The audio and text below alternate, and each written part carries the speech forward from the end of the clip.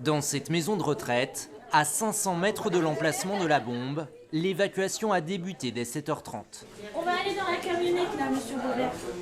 84 personnes âgées ont dû être évacuées dans une ambiance plutôt détendue. Tout s'est très bien passé, on avait vraiment tout organisé avec des créneaux horaires, des véhicules. Tout le personnel s'est mobilisé pour que les résidents soient prêts, dans la bonne humeur, dans la sérénité. En 2 heures, il a fallu évacuer entre 700 et 800 personnes. Une opération de grande ampleur qui a nécessité 3 semaines de préparation. On a bénéficié du renfort de 75 CRS, plus une vingtaine de fonctionnaires de police du commissariat d'Alençon. Donc c'était une opération importante en termes d'effectifs, de déploiement de force.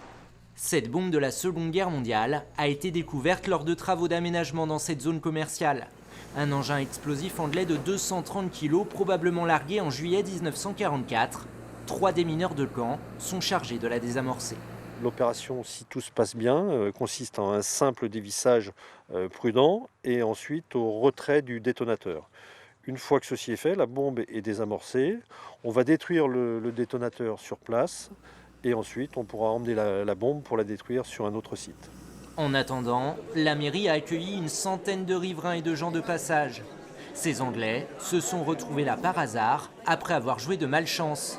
Ils devaient se rendre en Espagne mais leur voiture est tombée en panne et ils ont loué une chambre d'hôtel en plein périmètre d'évacuation.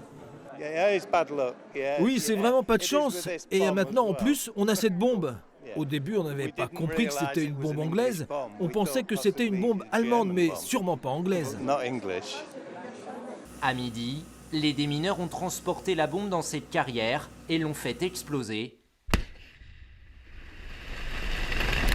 Chaque année, en Normandie, entre 5 et 20 bombes d'aviation de ce type sont neutralisées.